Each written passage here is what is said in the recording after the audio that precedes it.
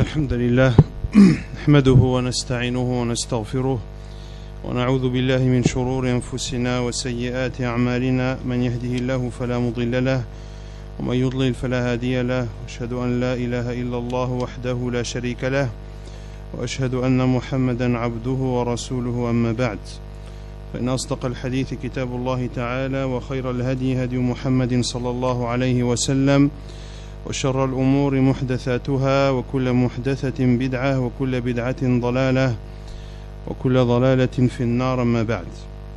On continue l'explication de Kitab al-Tawhid, un livre de l'imam Muhammad ibn Abdul Wahhab rahimahullah, une explication de Cheikh Salih ibn Fawzan al-Fawzan hafidhahullah dans son livre Al-Mulakhas fi Sharh Kitab al-Tawhid. Lors du dernier cours, on avait entamé le chapitre de la parole d'Allah Azza wa Jal, يظنون بالله غير الحق ظن الجاهلية. La parole d'Allah Azza wa Jal selon le sens, tandis qu'une autre partie avait des pensées sur Allah non conformes à la vérité, dignes de l'époque de l'ignorance. ثم قال المؤلف رحمه الله وقوله الظانين بالله ظن السوء عليهم دائرة السوء. Puis l'imam Muhammad ibn Abdul Wahhab rahimahullah dit, et la parole d'Allah Azza wa Jal selon le sens, ceux qui pensent du mal d'Allah, que le mal retombe sur eux. قال الشيخ الفوزان حفظه الله تمام الآية وغضب الله عليهم ولعنهم وأعد لهم جهنم وساءت مصيرا. الظانين أي المسيئين الظن بالله من المنافقين والمنافقات. ظن السوء بفتح السين وضمها أي ظن الأمر أي ظن الأمر السوء وهو أن لا ينصر رسوله والمؤمنين. عليهم دائرة السوء أي دائرة العذاب والذل لازمة لهم لا تتخطاهم. وغضب الله عليهم ولعنهم أي سخط عليهم وأبعدهم من رحمته. وأعد لهم أي هيأ له في الآخرة أي هيأ لهم bien mime ici dans la tabra que j'ai أي هيأ لهم, il manque le mime après le ha, في الآخرة جهنم أي النار الشديدة العذاب. وساءت مصيرا أي منزلا يصيرون إليه يوم القيامة.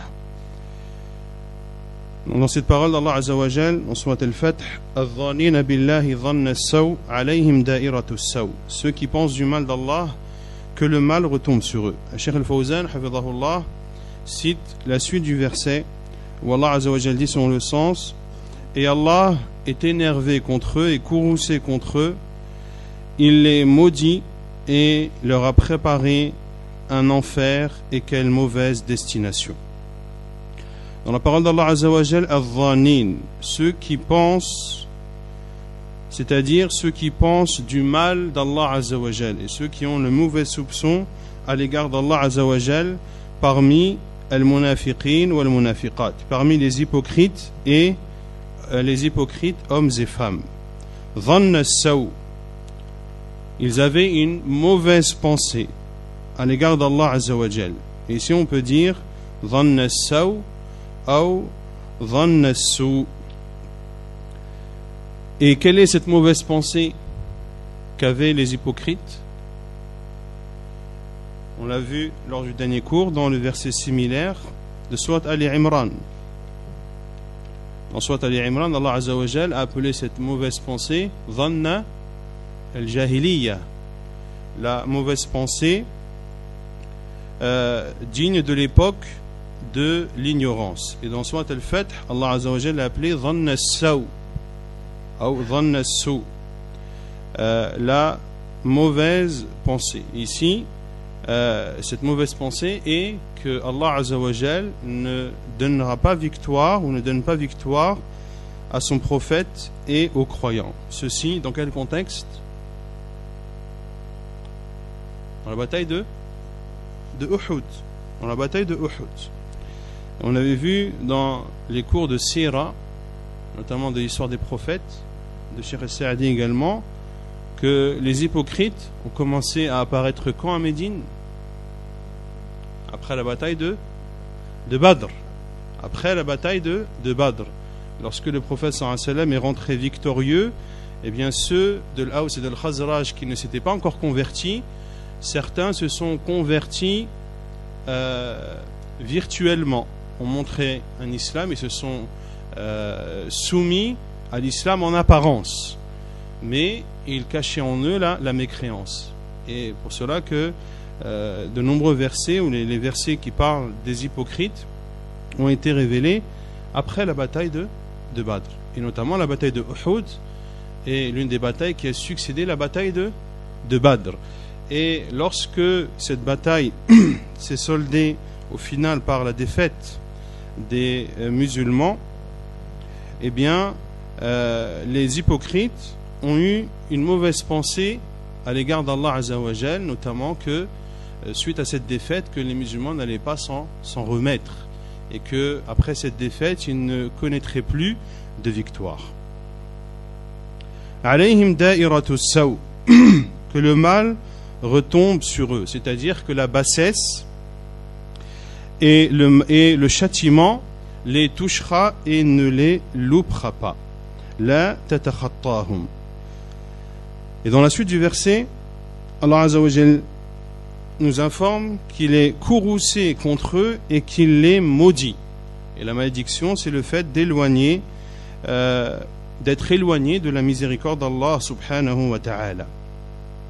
Donc Allah Azza wa Jal est courroucé contre eux, il les maudit et leur a préparé, c'est-à-dire dans l'au-delà, Jahannam, qui est un feu et comportant un châtiment extrêmement douloureux. Wasa'at masira, et quelle mauvaise destination, c'est-à-dire comme est mauvais cet endroit dans lequel ils finiront le jour du jugement. المعنى الإجمالي للآية يقول تعالى على الذين يتهمون الله في حكمه ويظنون أنه لا ينصر رسوله صلى الله عليه وسلم وأتباعه وأصحابه وأتباعه على أعدائهم دائرة العذاب وأبعدهم الله من رحمته وهيأ لهم في الآخرة نارا يصيرون إليها هي شر ما يصار إليه. مناسبة الآية للباب أن فيها أن من ظن أن الله لا ينصر حزبه على أعدائه فقد ظن به ظن السوء. Le sens général de ce verset, Allah Azza wa Jal nous informe que ceux qui s'en prennent à Allah subhanahu wa ta'ala dans son jugement et qui pensent qu'Allah Azza wa Jal ne donnera pas victoire ni à son prophète sallallahu alayhi wa sallam, ni à ses compagnons, ni à ceux qui les suivent, qu'Allah Azza wa Jal ceux qui pensent qu'Allah Azza wa Jal ne leur donnera pas la victoire, eh bien le châtiment se retournera et retombera sur eux, et Allah Azza wa Jal les éloignera de sa miséricorde et il leur préparera dans l'au-delà un feu qui sera leur refuge, et c'est ce qu'il y a de plus mauvais et de plus mal.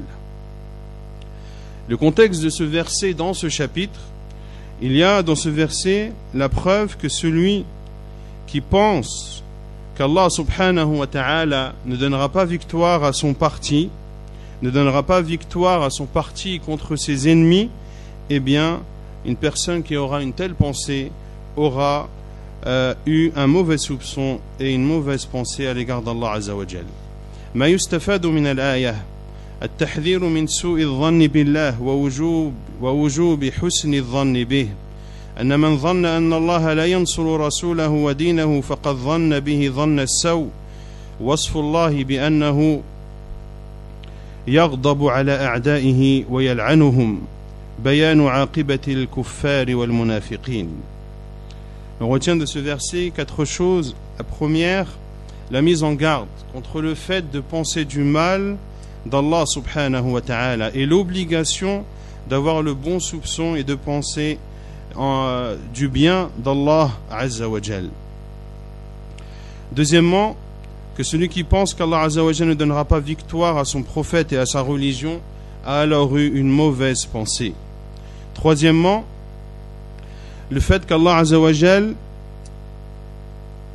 est caractérisé a le caractère de la colère et qu'Allah Azza wa Jalla est en colère contre ses ennemis et Allah Azza wa Jalla les maudit également.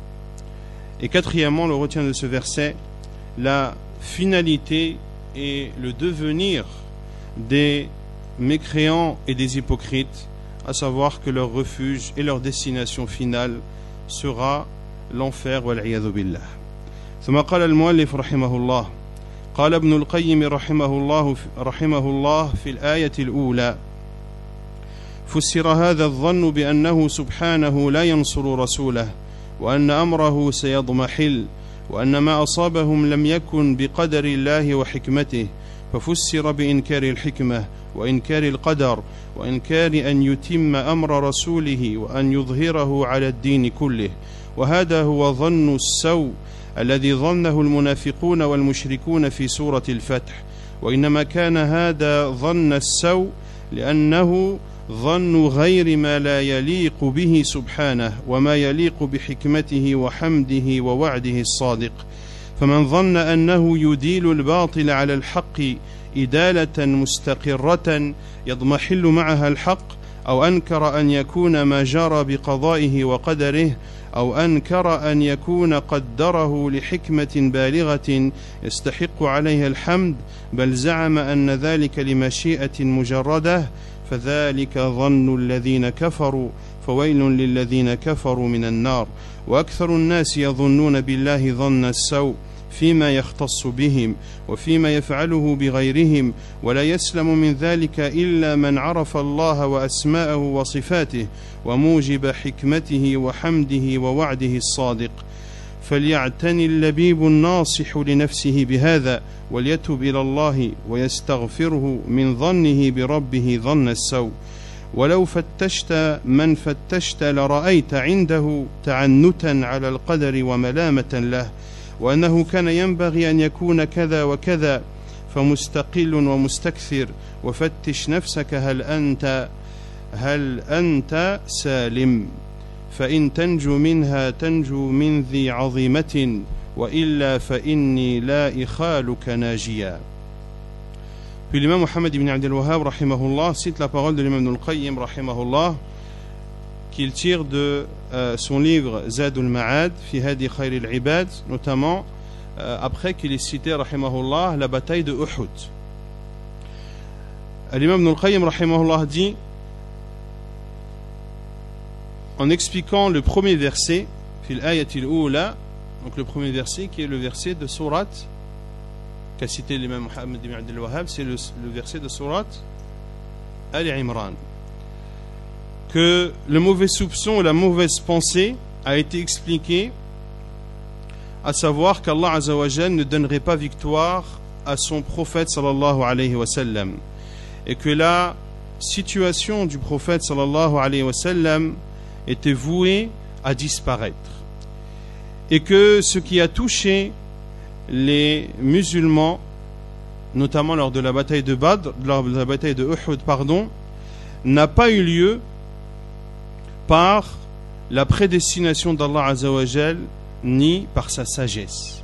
Car on a vu notamment que les polythéistes ont dit là où ايش الآية لو كان لنا من الأمر شيء ما قتلنا هنا. Si nous avions un quelconque poids de décision quant à entreprendre ou non la bataille de Uhud, eh bien nous n'aurions pas été tués ici.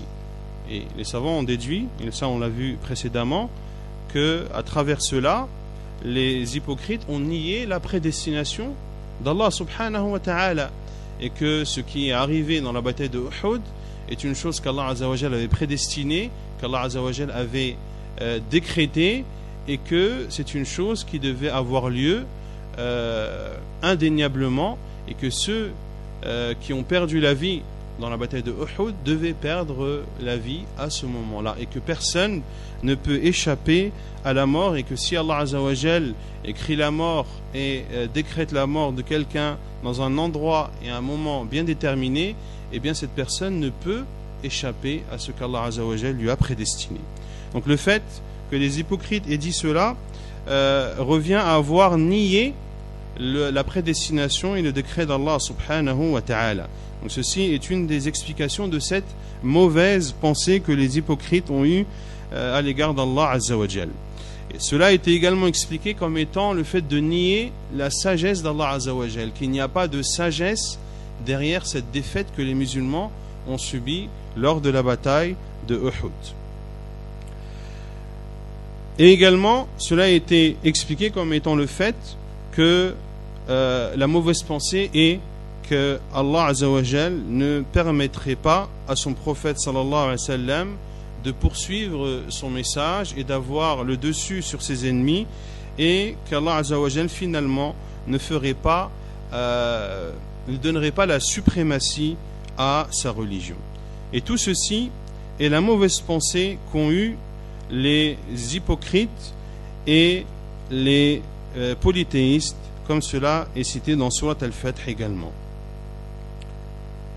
Ceci est une mauvaise pensée car cela ne convient pas à la grandeur d'Allah subhanahu wa ta'ala. Et cette mauvaise pensée ne correspond ni à la sagesse d'Allah subhanahu wa ta'ala, ni à la reconnaissance et la louange dont est digne Allah subhanahu wa ta'ala, car derrière cette défaite, il y a une sagesse divine. Il y a un bien, et ça, on l'a vu et on le verra par la suite. Il y a une sagesse à travers cette défaite que les musulmans ont subie dans la bataille de Uhud. Or, la sagesse et les bienfaits d'Allah Azza wa Jal doivent être suivis de reconnaissance et de louange. Et cela également est contraire à la promesse véridique d'Allah subhanahu wa ta'ala, car Allah Azza wa Jal a promis qu'il donnerait victoire à son prophète. Inna lanansuru rusulana walladhina amanu fil hayati dunya. Nous donnons victoire à nos envoyés et à ceux qui ont cru dans cette vie d'ici-bas. Celui donc qui pense, c'est toujours la parole de l'imam Ibn al-Qayyim, celui donc qui pense qu'Allah Azza wa Jal accorde la domination du mal et du faux sur la vérité de façon continuelle et perpétuelle, de telle sorte que la vérité disparaît, ou celui qui nie le fait que tout ce qui a lieu n'a pas lieu par la prédestination et le décret d'Allah Azza wa Jal, ou celui qui nie le fait que ce qu'Allah Azza wa Jal a prédestiné n'a pas eu lieu par une sagesse divine qui mérite louange, mais qui considère au contraire que ce qui a lieu de façon spontanée, et d'une volonté dépourvue de sagesse divine. Et ici, l'imam Ibn al-Qayyim cite en qualifiant ces paroles comme étant la pensée des mécréants, comme le dit Allah Azza wa Jalla, dhalika dhannu alladhina kafaru, et que le malheur de l'enfer s'abatte sur les mécréants. Fawaynun lilladhina kafaru minan nar. Puis l'imam Ibn al-Qayyim rahimahullah dit que la plupart des gens pensent du mal d'Allah subhanahu wa ta'ala concernant les choses qui les touchent personnellement, fima yakhtassu bihim, ou concernant les choses qui touchent autrui, et ne sont à l'abri de ces mauvaises pensées à l'égard d'Allah Azza wa Jal que ceux qui connaissent Allah, ceux qui connaissent ses noms et ses attributs, ce qui implique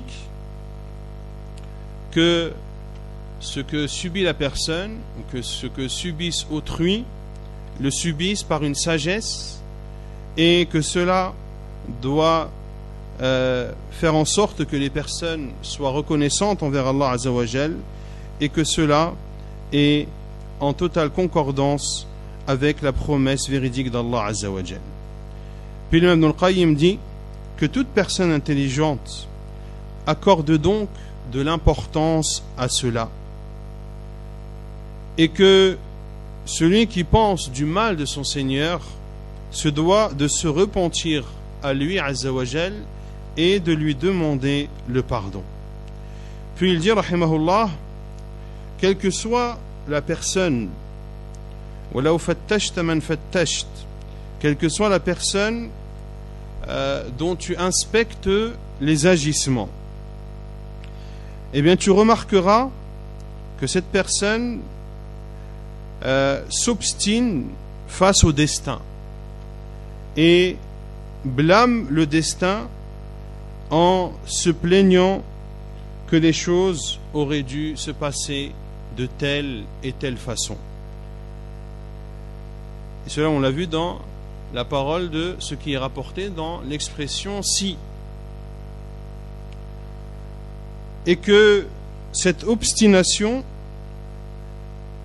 face à ce que la personne subit est grande ou moins grande selon les individus.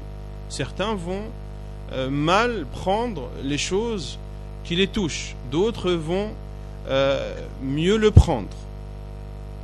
Puis Ibn al-Qayyim rahimahullah dit وَفَتِّشْ نَفْسَكَ هَلْ أَنْتَ سَالِمٌ. Scrute donc ta propre personne. En es-tu épargné? Es-tu épargné d'avoir de mauvaises pensées et de mauvais soupçons à l'égard d'Allah Azza wa Jal lorsqu'un malheur te touche personnellement, lorsque un mal touche une autre personne qui t'est proche par exemple? Comment est ta réaction face aux choses que tu subis et qu'Allah Azza wa Jal t'a prédestiné? Puis l'imam Ibn al-Qayyim rahimahullah cite le vers فإن تنجو منها تنجو من ذي عظيمة وإلا فإني لا إخالك نجيا. Si tu en réchappes, tu évites une calamité. Si tu échappes du fait d'avoir de mauvais soupçons et de mauvaises pensées à l'égard d'Allah Azza wa Jal, tu évites une calamité, tu évites une chose extrêmement grave, car il est extrêmement grave d'avoir une mauvaise pensée à l'égard d'Allah Azza wa Jal. Sinon, illa, je doute que tu ne sois jamais sauvé. قال الشيخ الفوزان حفظه الله قال ابن القيم أي في زاد المعاد في الكلام على ما تضمنته وقعة أحد ومناسبة ذكر كلامه هنا توضيح معنى الآية الكريمة. فسر هذا الظن أي المذكور في قوله تعالى يظنون بالله غير الحق. سيضمحل أي يذهب ويتلاشى حتى لا يبقى له أثر والانضحلال ذهاب الشيء. ففسر أي فسر هذا الظن بثلاثة تفاسير: بإنكار الحكمة أي أن ما أجراه في وقعة أحد لم يكن لحكمة بالغة وهي التي أشار إليها بقوله تعالى وليبتلي الله ما في صدوركم وليمحص ما في قلوبكم والله عليم بذات الصدور. وإنكار القدر أي أنهم لو أطاعونا ولم يخرجوا ما قتلوا. وإنكار أن يتم أمر رسوله حيث ظنوا أن المشركين لما ظهروا تلك الساعة أنها الفاصلة وأن الإسلام قد باد أهله. وفي سورة الفتح أي الظن الذي ذكره الله عن المنافقين والمشركين في سورة الفتح في قوله تعالى الظانين بالله ظن السوء يديل الباطل أي يجعل له الدولة والغلبة تعنتا على القدر أي اعتراضا وافتراضا عليه فمستقل ومستكثر أي من هذا الاعتراض على القدر. فإن تنجو منها أي من هذه الخصلة تنجو من ذي عظيمة أي من أمر ذي مصيبة عظيمة. إخالك بكسر الهمزة أي أظنك ناجيا من الاعتراض على القدر. Donc ici, Cheikh Al-Fawzan, hafidhahullah, explique la parole de l'imam Ibn al-Qayyim, rahimahullah. Que l'imam Ibn al-Qayyim a dit, c'est-à-dire dans son livre Zad al-Ma'ad, dans la parole qu'a dit l'imam Ibn al-Qayyim concernant la bataille de Uhud. Et l'imam Muhammad ibn Abdel Wahhab, rahimahullah, a cité ici, dans son livre Kitab al-Tawhid, cette parole de l'imam Ibn al-Qayyim, rahimahullah, afin d'expliquer et de montrer de façon plus explicite le sens de ce verset. Cela a été expliqué. Cette mauvaise pensée a été expliquée, c'est-à-dire la mauvaise pensée citée dans la parole d'Allah Azza wa Jal de Surat Al-Imran, yadhunnuna billahi ghayra al-haqq. Ils pensent des choses à l'égard d'Allah Azza wa Jal qui sont contraires à la vérité. Sayadmahil, en parlant de la situation du prophète sallallahu alayhi wa sallam, à savoir qu'elle disparaîtra, c'est-à-dire qu'elle partira et elle se dissipera jusqu'à ce qu'il ne reste plus aucune trace du prophète sallallahu alayhi wa sallam ainsi que de son appel et de la religion à laquelle il appelle. Et al-idmihlal en arabe, c'est le fait qu'une chose s'en aille, qu'une chose disparaisse. Fafussira. Et la mauvaise pensée a été expliquée, c'est-à-dire a été expliquée par 3 explications. La première, en niant la sagesse, c'est-à-dire que ce qui a eu lieu dans la bataille de Uhud n'a pas eu lieu par une sagesse évidente. Or, cette sagesse, Allah subhanahu wa ta'ala nous en informe dans Surat Al-Imran, dans la suite de ce verset, وَلِيَبْتَلِيَ اللَّهُ مَا فِي صُدُورِكُمْ وَلِيُمَحِّصَ مَا فِي قُلُوبِكُمْ وَاللَّهُ عَلِيمٌ بِذَاتِ الصُّدُورِ, afin qu'Allah éprouve ce que vous avez dans vos poitrines et qu'il purifie ce que vous avez dans vos cœurs. Donc la sagesse est cela. La deuxième explication de cette mauvaise pensée est le fait de rejeter et de nier la prédestination, notamment lorsqu'ils ont dit s'ils nous avaient écoutés, donc ici c'est des hypocrites qui parlent, s'ils nous avaient écoutés, eh bien ils ne seraient pas sortis pour combattre et ils n'auraient donc pas été tués. Et la troisième explication de cette mauvaise pensée est que la situation du prophète sallallahu alayhi wa sallam n'arrivera pas au bout. Lorsqu'ils ont pensé que les hypocrites et les polythéistes, lorsqu'ils ont eu le dessus et la victoire sur les musulmans à ce moment-là, que c'était la fin et le coup de grâce contre l'islam, et que à la suite de cette défaite, les adeptes de l'islam allaient disparaître. Et dans Surat Al-Fath, c'est-à-dire la mauvaise pensée qu'Allah Azza wa Jal a citée dans Surat Al-Fath, la mauvaise pensée qu'ont eu les hypocrites et les polythéistes, dans la parole d'Allah Azza wa Jal, adh-dhanina billahi dhanna as-saw, ceux qui ont une mauvaise pensée à l'égard d'Allah Azza wa Jal. Yudilu al-batil, lorsque l'imam Ibn al-Qayyim rahimahullah a dit celui qui pense qu'Allah Azza wa Jal accorde la domination au faux, c'est-à-dire celui qui pense qu'Allah Azza wa Jal donne le dessus au mal face à la vérité. Et ceci est bien sûr conditionné à celui qui pense qu'Allah Azza wa Jal donne le dessus au faux sur la vérité de façon continuelle et perpétuelle. Quant au fait qu'Allah Azza wa Jal donne le dessus au mal sur la vérité ou au faux sur la vérité de façon temporaire, cela est vrai ou faux? Cela est vrai ou faux? Cela est vrai. La défaite de la bataille de Uhud en est une des preuves. Mais Dans tous les cas, Allah Azza wa Jal ne donne pas la suprématie au faux face à la vérité de façon continuelle, au point que la vérité disparaisse. Celui qui pense cela a alors pensé de façon mauvaise à l'égard d'Allah subhanahu wa ta'ala.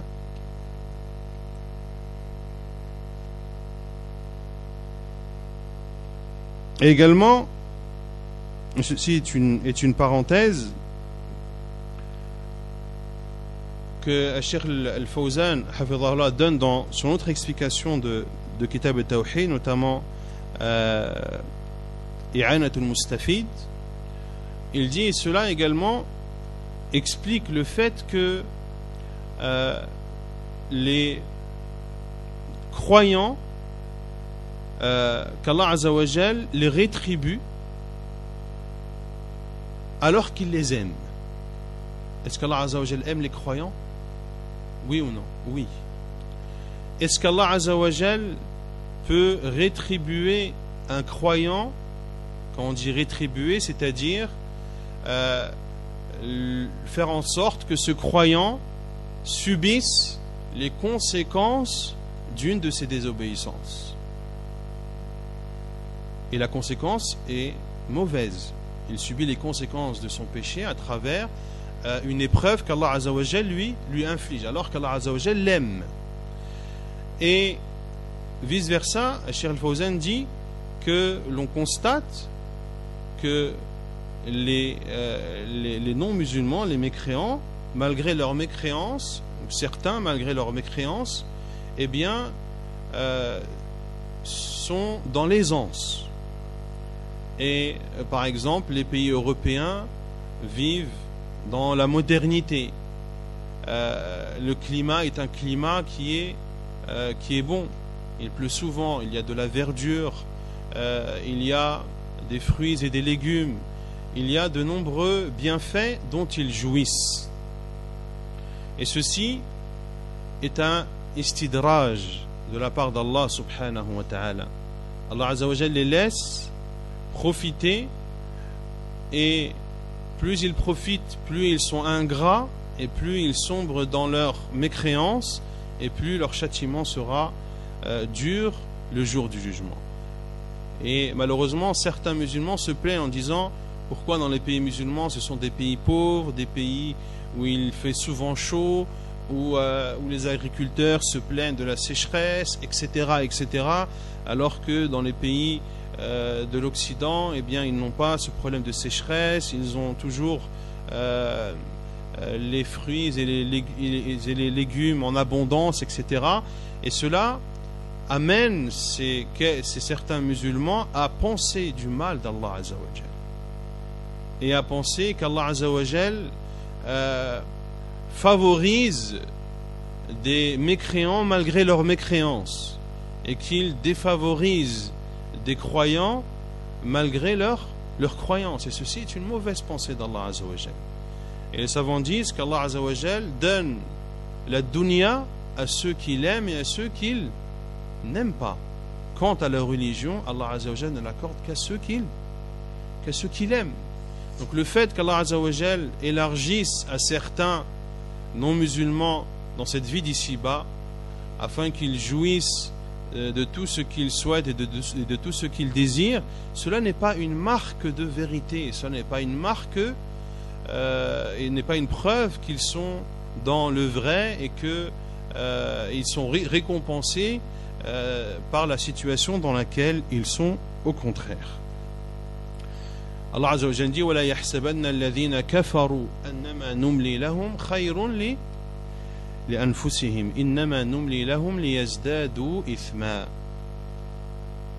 Allah Azza wa Jal dit: et que ceux qui mécroient ne pensent pas que إنما نملي لهم. كيف تترجم؟ نعم. Le fait qu'Allah Azza wa Jal leur laisse un sursis et leur accorde un délai, qu'ils ne pensent pas que cela est meilleur pour eux. إنما نملي لهم ليزدادوا إثما. Nous leur accordons ce délai et nous leur permettons de profiter de cela afin qu'ils augmentent en mauvaises actions. يزدادوا إثما ولهم عذاب مهين. ثم قال حفظه الله تعنتا على القدر أي اعتراضا وافترادا عليه.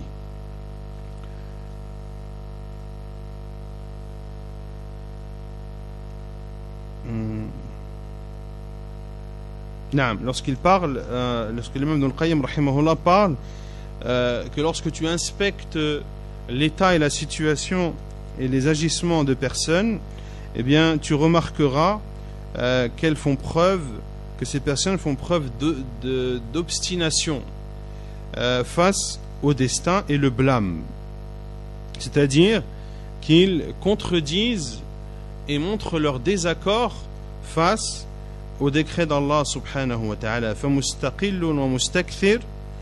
Et les gens sont différents face à cette non-acceptation et ce mauvais comportement vis-à-vis de ce qui les touche. Certains ont des agissements plus graves que d'autres.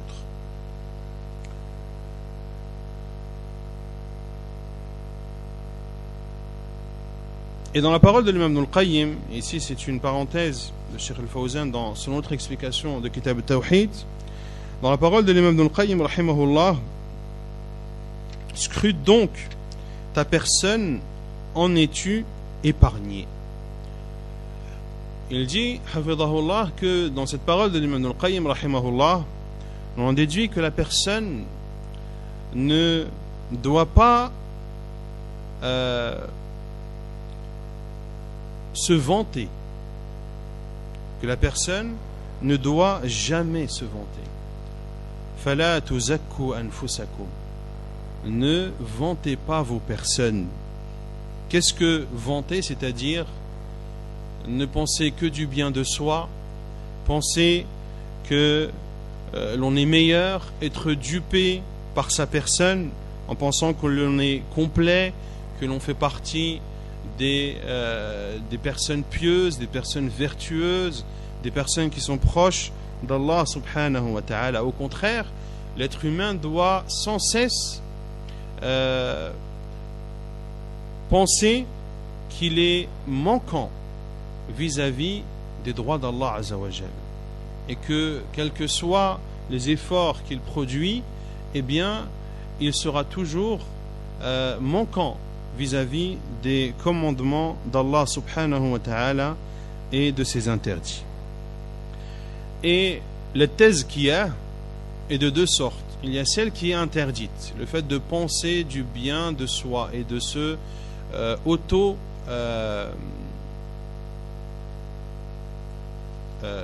auto-vanter, Et il y a l'autre tazkiya qui, elle, est obligatoire, qui est la purification. Le fait de se purifier en se réformant, en accomplissant des œuvres vertueuses et en se repentant à Allah subhanahu wa ta'ala, d'où la parole d'Allah azza wa jalla, qad aflaha man zakkaha, connaît la réussite ou réussira celui qui l'a purifié, en parlant de l'âme, celui qui a purifié son âme en réformant son âme par les adorations à Allah subhanahu wa ta'ala et par le retour al-inabah vers son Seigneur subhanahu wa ta'ala. نعم. ثم قال المؤلف رحمه الله باب ما جاء في منكر القدر في منكر القدر. Le chapitre de ce qui est rapporté au sujet de ceux qui renient la prédestination. وقال ابن عمر والذي نفس ابن عمر بيده والذي نفس ابن عمر بيده لو كان لأحدهم مثل أحد ذهبا ثم أنفقه في سبيل الله ما قبله الله منه حتى يؤمن بالقدر. ثم استدل بقول النبي صلى الله عليه وسلم الإيمان أن تؤمن بالله وملائكته وكتبه ورسله واليوم الآخر وتؤمن بالقدر خيره وشره. رواه مسلم. Puis l'imam Muhammad ibn Abdul Wahhab, rahimahullah, cite la parole de Abdullah ibn Umar, radiyallahu anhuma, lorsqu'il dit: par celui qui détient l'âme d'Ibn Umar dans sa main, si l'un d'entre eux possédait la montagne de Uhud en or, puis la donnait en aumône dans le sentier d'Allah Azzawajal, Allah Azzawajal n'acceptera pas de lui cette aumône tant qu'il ne croira pas à la prédestination. Puis il a utilisé pour preuve la parole du prophète sallallahu alayhi wa sallam, et la foi, c'est de croire en Allah, en ses anges, en ses livres, en ses prophètes, au jour dernier, et de croire à la prédestination et au destin, qu'il soit bon ou mauvais. Rapporté par Muslim dans son Sahih. قال الشيخ الفوزان حفظه الله: مناسبة الباب لكتاب التوحيد أنه لما كان توحيد الربوبية لا يتم إلا بإثبات القدر والإيمان به، ذكر المصنف ما جاء من الوعيد في إنكاره تنبيها على وجوب الإيمان به. ما جاء في منكر القدر أي من الوعيد الشديد، والقدر بفتح القاف والدال ما يقدره الله من القضاء وما يجري في الكون. أحد بضمتين جبل بقرب مدينة النبي صلى الله عليه وسلم من جهة الشام. ثم استدل بقول النبي صلى الله عليه وسلم: أي لما سأله جبريل عن الإيمان. ووجه الاستدلال أن النبي صلى الله عليه وسلم عد الإيمان بالقدر من أركان الإيمان، فمن أنكره لم يكن مؤمنا متقيا، والله لا يقبل إلا من المتقين. Le contexte de ce chapitre dans le livre du Tawhid, parce que l'unicité d'Allah Azzawajal dans sa seigneurie ne peut s'avérer qu'en attestant la prédestination d'Allah subhanahu wa ta'ala, et d'avoir la science et d'avoir la foi en la prédestination d'Allah Azzawajal. Ma ja'a fi munkir al-qadar, dans le chapitre de ce qui est rapporté au sujet de ceux qui renient la prédestination, c'est-à-dire ce qui est rapporté comme menace extrêmement dure. Et al-qadar,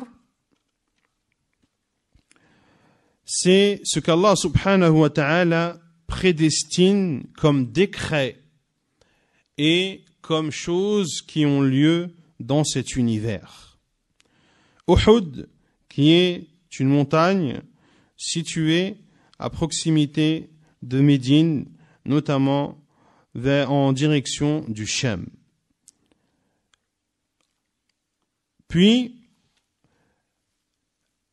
Ibn Umar radiyallahu anhu a utilisé pour preuve la parole du prophète sallallahu alayhi wa sallam, c'est-à-dire lorsque Jibril alayhi salam est venu questionner le prophète sallallahu alayhi wa sallam ces différentes questions, dont celle-ci, à savoir qu'est-ce que la foi. Et la preuve dans ce hadith est que le prophète sallallahu alayhi wa sallam a considéré la foi en la prédestination comme étant un pilier de la foi. Celui donc qui renie ce pilier n'est pas un croyant pieux. Or Allah Azza wa Jal n'accepte que des pieux. المعنى الإجمالي للأثر أن عبد الله بن عمر رضي الله عنهما لما بلغه أن قوما ينكرون القدر بين أنهم بهذا الاعتقاد الفاسد قد خرجوا من الدين حيث أنكروا أصلا من أصوله، واستدل على ذلك بحديث الرسول صلى الله عليه وسلم الذي ورد فيه أن الإيمان بالقدر أحد أركان الإيمان الستة التي يجب الإيمان بها جميعا، فمن جحد بعضها فهو كافر بالجميع. مناسبة الأثر للباب بيان حكم منكر القدر. ما يستفاد من الأثر أن إنكار القدر كفر، أن الأعمال الصالحة لا تقبل إلا من المؤمنين، الاستدلال على الأحكام من الكتاب والسنة. Le sens général de ce hadith, de ce athar, pardon, est que Abdullah ibn Umar radiyallahu anhuma, lorsque lui est parvenu que des personnes reniaient la prédestination. Et ces personnes qui ont renié la prédestination sont apparues vers la fin du temps des compagnons radiyallahu anhum, après la mort des 4 califes, Abu Bakr, Omar, Uthman et Ali radiyallahu ta'ala anhum, et même après le calife, le règne de Muawiyah ibn Abi Sufyan radiyallahu anhu. Ces personnes sont apparues vers la fin de la vie de Abdullah ibn Umar et de Abdullah ibn Abbas et d'autres parmi les compagnons du prophète sallallahu alayhi wa sallam. Et un homme dénommé Ma'bad al-Juhani a renié le destin, a renié la prédestination. Et 2 personnes, et ce hadith l'on l'a déjà vu, Yahya ibn Umar et Humayd ibn Abdurrahman al-Himyari, lorsque cet homme Ma'bad al-Juhani, qui est apparu à Al-Basra en Irak, a apporté cette innovation, eh bien ces 2 personnes ont profité de leur voyage à la Mecque pour accomplir la Umrah ou le Hajj, pour demander au premier des compagnons du prophète sallallahu alayhi wa sallam qu'il rencontrerait une fois arrivé. Et une fois arrivé, le premier des compagnons qu'ils ont rencontré était Abdullah ibn Umar radiyallahu ta'ala anhuma, un savant parmi les compagnons du prophète sallallahu alayhi wa sallam.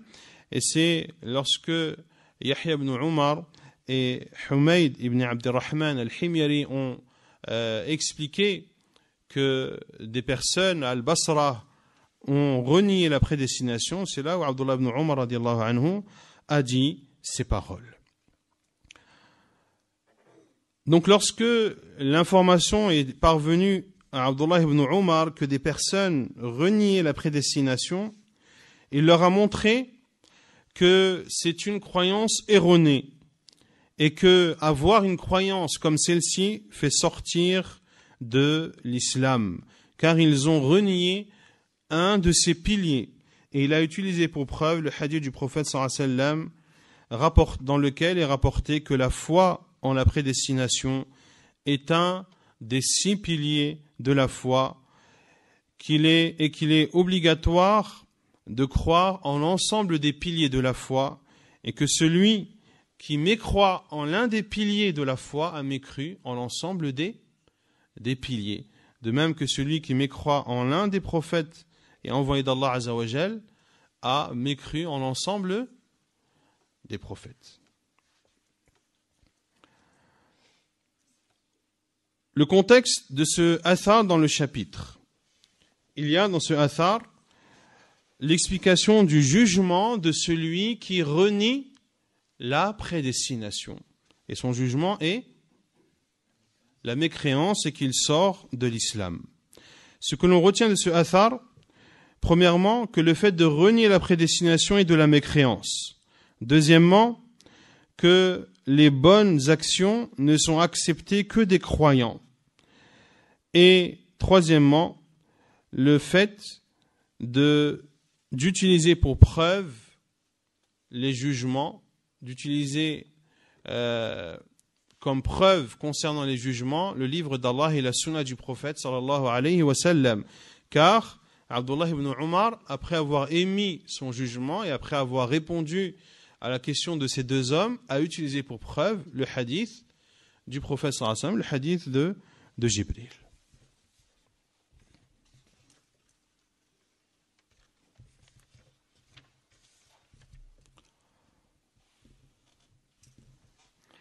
وعن عبادة بن الصامت قال المؤلف رحمه الله وعن عبادة بن الصامت أنه قال لابنه يا بني إنك لن تجد طعم الإيمان حتى تعلم أن ما أصابك لم يكن ليخطئك وما أخطأك لم يكن ليصيبك سمعت رسول الله صلى الله عليه وسلم يقول إن أول ما خلق الله القلم فقال له اكتب فقال ربي وماذا أكتب قال اكتب مقادير كل شيء حتى تقوم الساعة يا بني سمعت رسول الله صلى الله عليه وسلم يقول من مات على غير هذا فليس مني وفي رواية لأحمد إن أول ما خلق الله القلم فقال له اكتب فجرى في تلك الساعة ما بما هو كائن إلى يوم القيامة وفي رواية لابن وهب قال قال رسول الله صلى الله عليه وسلم فمن لم يؤمن بالقدر خيره وشره أحرقه الله بالنار. Et selon Ubada ibn Samit radiyallahu anhu, qu'il a dit à son fils, ô mon fils, ou si on veut traduire textuellement, ô fiston, tu ne goûteras à la douceur de la foi que lorsque tu sauras que ce qui t'arrive ne peut t'éviter et que ce qui ne doit pas t'atteindre ne peut t'arriver. J'ai entendu le prophète sallallahu alayhi wa sallam dire la première chose qu'Allah ait créée est la plume. Puis Allah lui a dit écris. La plume a dit Seigneur, que dois-je écrire? Allah Azza wa Jal a dit écris la prédestination de toute chose jusqu'à ce que vienne l'heure. Ô fiston, ô mon fils, j'ai entendu le prophète sallallahu alayhi wa sallam dire celui qui meurt en ayant une croyance différente de celle-ci ne fait pas partie de moi. Et dans la version de l'imam Ahmed, la première chose qu'Allah ait créée est la plume. Il lui a dit écris. La plume écrivit alors tous les événements jusqu'au jour de la résurrection. Et dans une version d'Ibn Wahb, il dit, le prophète sallallahu alayhi wa sallam a dit, celui qui ne croit pas au destin, bon soit-il ou mauvais, Allah le brûlera par le feu. التراجم قال لابنه هو الوليد ابن عبادة ولد في عهد النبي صلى الله عليه وسلم وهو من كبار التابعين ومات بعد 70 رحمه الله. ابن وهب هو عبد الله بن وهب بن مسلم المصري الثقة الفقيه صاحب مالك ولد سنة 125 وتوفي سنة 197 رحمه الله. Les biographies. Lorsqu'il a dit à son fils, donc Ubadah ibn Samit radiyallahu anhu, qui est un compagnon du prophète sallallahu alayhi wa sallam, a dit à son fils, qui est Al-Walid ibn Ubadah, qui est né à l'époque du prophète sallallahu alayhi wa sallam et qui fait partie des grands parmi les tabi'in. Et il est mort après l'âge de 70 ans. Ibn Wahb, qui est Abdullah ibn Wahb ibn Muslim al-Misri, qui est un digne de confiance, un juriste qui était l'un des compagnons de l'imam Malik, rahimahullah ta'ala, Ibn Wahb, qui est né en l'an 125 de l'Hégire et qui est décédé, rahimahullah, en l'an 197. طعم الإيمان أي حلاوته فإن له حلاوة وطعما من ذاقهما تسلى عن الدنيا وما عليها ما أصابك لم يكن ليخطئك إلى آخره أي أنما قدر عليك من الخير والشر فلن يتجاوزك وما لم يقدر عليك فلن يصيبك سمعت رسول الله صلى الله عليه وسلم إلى آخره هذا استدلال من عبادة على ما سبق إن أول ما خلق الله القلم أي هو أول شيء خلقه الله قبل خلق السماوات والأرض وليس هو أول المخلوقات مطلقا من مات على غير هذا أي على غير الإيمان بالقدر فليس مني أي أنا بريء منه لأنه منكر لعلم الله القديم بأفعال العباد ومن كان كذلك فهو كافر ومن لم يؤمن بالقدر أي بما قدره الله أي بما قدره الله وقضاه في خلقه. Ici ils se sont trompés, ils ont mis une hamza au lieu d'un ha. أي بما قدره الله وقضاه في خلقه. أحرقه الله بالنار لكفره وبدعته لأن جحد قدرة الله التامة ومشيئته النافذة وخلقه لكل شيء وكذب بكتبه ورسله.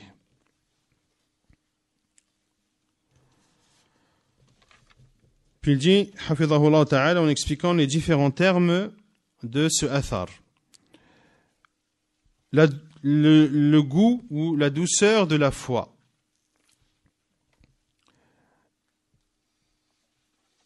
Ô mon fils, tu ne goûteras à la foi. Tu ne goûteras à la foi. C'est-à-dire à la douceur de la foi. Car la foi a une douceur, a une saveur. Celui qui a un goût, celui qui goûte à cela, à cette douceur et à ce goût, eh bien, se verra réconforté et se verra rassuré vis-à-vis de cette vie d'ici-bas et de ce qu'elle contient. C'est-à-dire que, quelles que soient les situations que tu devras traverser dans cette vie d'ici-bas, eh bien, tu le feras de façon sereine, car tu as la foi en Allah Azza wa Jal, et notamment la foi en la prédestination. Et tu sais que tout ce qui t'arrive ne pouvait t'éviter. Et ce qu'il t'a évité ne pouvait t'atteindre. Ce qui t'arrive ne peut t'éviter. C'est-à-dire, jusqu'à la fin de la parole, c'est-à-dire que ce qui t'a été prédestiné comme bien et mal ne peut te louper et ne peut passer à côté de toi. Et ce qui ne t'a pas été prédestiné ne peut t'atteindre et te toucher. J'ai entendu le prophète sallallahu alayhi wa sallam dire, ceci est la preuve qu'a utilisé Ubada ibn Samit radiyallahu anhu pour appuyer la parole et les conseils qu'il a adressés à son fils. Car dans notre version, son fils est venu à Ubada ibn Samit lorsqu'il était dans le lit de mort. Et il a demandé à son père de lui adresser des recommandations. Et c'est ainsi que Ubada ibn Samit lui a adressé ses conseils à son fils. La première chose qu'Allah a créée est la plume. Et ici, Cheikh Al-Fawzan dit, c'est-à-dire que la première chose qu'Allah a créée avant la création des cieux et de la terre. Et ce n'est pas la première des créatures dans l'absolu. Et ici, Cheikh Al-Fawzan fait allusion à la divergence des savants sur quelle est la première chose créée par Allah Azza wa Jal. Est-ce la plume ou est-ce le trône? Est-ce la plume ou est-ce le trône? Et cela est une divergence des savants, car il y a différents hadiths, notamment le hadith de Ubada ibn Samit, où le prophète sallallahu alayhi wa sallam dit qu'Allah Azza wa Jal a créé les cieux et la terre, wa kana arshuhu ala al-ma, et son trône était au-dessus de l'eau. Et donc, ces savants ont utilisé ce hadith pour dire que le trône est la première des créatures. D'autres savants ont utilisé ce hadith, le hadith où le prophète sallallahu alayhi wa sallam dit que la première chose qu'Allah a créée est la plume. Certains ont pris le hadith dans le sens apparent, c'est-à-dire la première chose qu'Allah a créée est la plume. Et d'autres savants ont dit ce hadith, il faut le comprendre dans le sens où, dès les premiers instants où Allah Azza wa Jal a créé la plume, il lui a demandé d'écrire. Au moment où Allah a créé la plume, il lui a demandé d'écrire, juste après l'avoir créée. À kulli hal, c'est une divergence des savants. Un certain nombre de savants tendent vers l'avis que la première créature est le trône. D'autres, comme l'imam Ibn al-Qayyim et Cheikh al-Islam Ibn Taymiyyah, sont de l'avis que c'est les premiers disent que c'est la plume qui est la première chose créée, et l'avis de Cheikh al-Islam Ibn Taymiyyah et de l'imam Ibn al-Qayyim est que c'est le trône qui est la première des créatures. Et c'est notamment vers cet avis que tend à Cheikh al-Fawzan hafidhahullah ta'ala lorsqu'il dit walaysa huwa awwal al-makhluqati mutlaqa, et la plume n'est pas la première des créatures dans l'absolu. Autrement dit, qu'il considère que la première chose créée est le trône. Celui qui meurt sur autre que cela, c'est-à-dire sur celui qui meurt en n'ayant pas la foi et en ne croyant pas à la prédestination. Falaysa minni, il ne fait pas partie de moi, c'est-à-dire que je me désavoue de lui, car il renie la science d'Allah Azza wa Jal concernant les actes et les agissements de ses serviteurs. Et celui qui nie cela est un mécréant. Man lam yu'min bil qadar, celui qui ne croit pas en la prédestination, c'est-à-dire en ce qu'Allah Azza wa Jal a prédestiné et décrété sur ses serviteurs. Ahraqahu Allahu bin nar, Allah le brûlera par le feu, de par sa mécréance et son innovation, car il a renié la puissance d'Allah Azza wa Jal et sa capacité parfaite et absolue, et il a nié également le fait que la volonté d'Allah Azza wa Jal n'est pas mise en application. Il nie également qu'Allah Azza wa Jal n'est pas le créateur de toutes choses, et il traite ainsi de mensonge le livre d'Allah et ses prophètes et envoyés. المعنى الإجمالي للأثر أن عبادة بن الصامت رضي الله عنه يوصي ابنه الوليد بالإيمان بالقدر خيره وشره، ويبين له ما يترتب على الإيمان به من الثمرات الطيبة والنتائج الحسنة في الدنيا والآخرة، وما يترتب على إنكار القدر من الشرور والمحاذير في الدنيا والآخرة، ويستدل على ما يقول بسنة الرسول صلى الله عليه وسلم التي تثبت أن الله قدر المقادير وأمر القلم بكتابتها قبل وجود هذه المخلوقات، فلا يقع في الكون شيء إلى قيام الساعة إلا بقضاء وقدر. Le sens général de ce athar, Ubadah ibn Samit radiyallahu anhu recommande à son fils Al-Walid d'avoir la foi au destin bon et mauvais.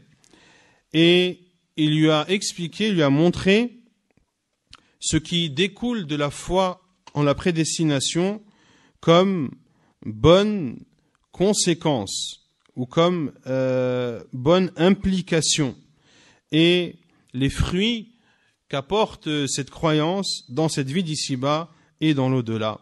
Et il utilise pour preuve la parole du prophète sallallahu alayhi wa sallam qui affirme et qui atteste qu'Allah Azza wa Jal a prédestiné